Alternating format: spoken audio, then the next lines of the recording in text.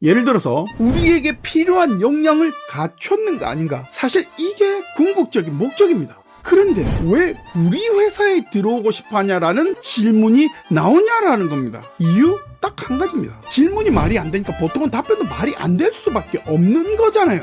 그러니까 어릴 때 우연히 엄마랑 매장을 들렸다잖아. 그것도 엄마 손을 잡고 갔다니까? 우리 엄마 못 믿어요? 그렇다면 우리는 이 질문에 대해서 어떻게 답변해야 되는가? 두 가지 측면에서 접근할 수 있습니다. 안녕하세요 여러분, 커리어 코치랩 마스터 G입니다.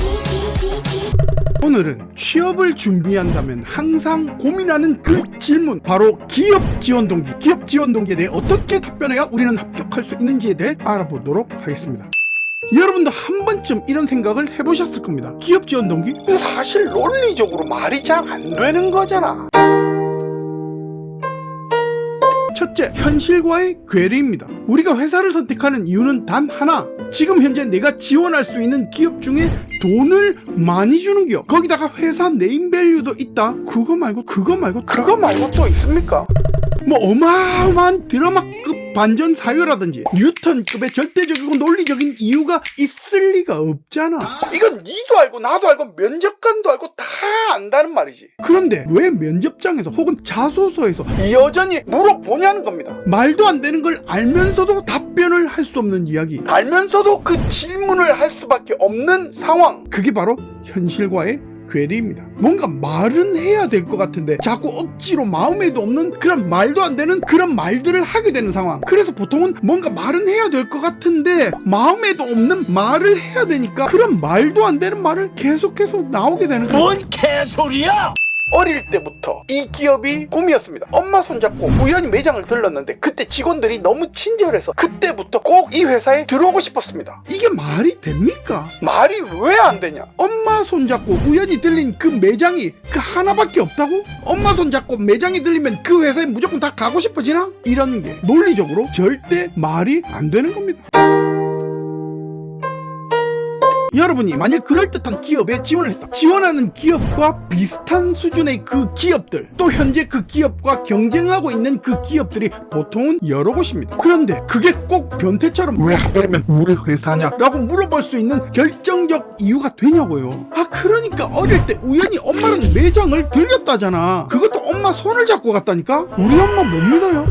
질문이 말이 안 되니까 보통은 답변도 말이 안 될 수밖에 없는 거잖아요. 그러니까 여기서 어떤 답변을 하더라도 웬만하면 모순이 될 수밖에 없습니다. 그러면 지금까지 그 회사 들어간 사람들은 이 질문에 답변을 잘해서 들어간 거 아니야? 라는 질문이 생길 수 있겠죠. 아닐걸? 그럴 리가. 그러면 말도 안 되는 질문을 하면서까지 기업에서 이렇게 사람을 뽑는 진짜 이유가 뭐냐? 저한테 왜 그랬어요?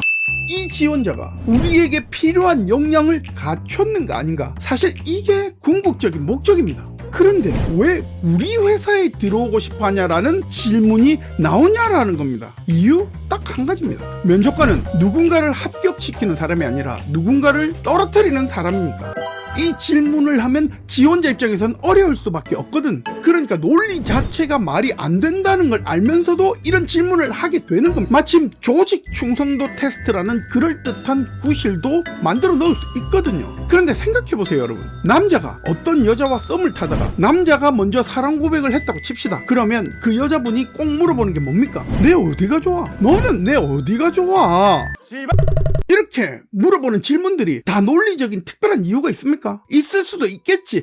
그런 걸 다 따져가면서 언제 여자친구 남자친구 만듭니까? 그냥 궁금해서 물어본다고 칩시다. 좋아하는 거 다 알면서 그래도 물어본다고요. 그게 인생입니다. 누구나 그 자리에 가면 다 그렇게 물어볼 수밖에 없다는 겁니다. 왜? 궁금하잖아. 질문하기 편하잖아.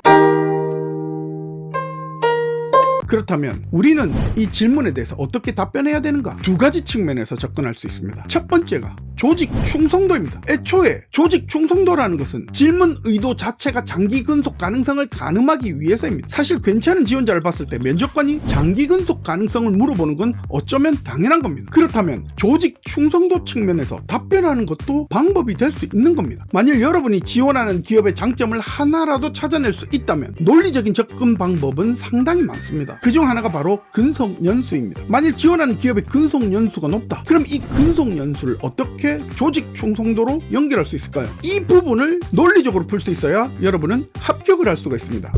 두 번째, 질문은 기업 지원 동기지만 결국 물어보는 것은 역량과 관련된 질문입니다.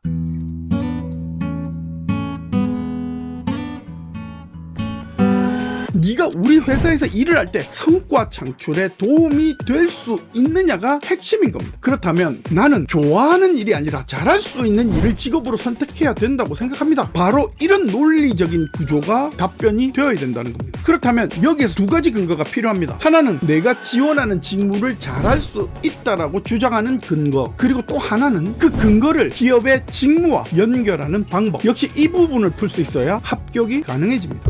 지원자의 입장에서 좋은 질문은 없지만 면접관 입장에서 좋은 답변은 반드시 있습니다. 모두에게 똑같은 정답은 없지만 내가 할 수 있는 정답은 반드시 있습니다. 그 정답은 진짜 진심의 팩트가 아니라 면접관이 듣고 싶어야 하고 들어야 되는 그 논리 구조가 되어야 되며 면접관이 나를 채용해야 되는 그 근거를 만들어줘야 되는 겁니다. 다시 한번 말씀드리지만 인성면접, 상황면접, 임원면접, 그러니까 PT면접과 토론면접을 제외한 모든 면접에서는 무조건 지원 동기 질문이 나오게 됩니다. 그렇기 때문에 우리는 무조건 이 질문에 대한 답변을 제대로 준비해야 면접을 통과할 수 있는 겁니다. 만일 여러분이 여기까지 보셨다면 구독과 좋아요 부탁드리겠습니다. 갑자기? 그리고 더 궁금한 사항은 댓글에 구체적으로 작성해 주시던가 문의는 더보기를 참고해 주시기 바랍니다. 지나가던 속도 그대로 가득히 가죠. 감사합니다.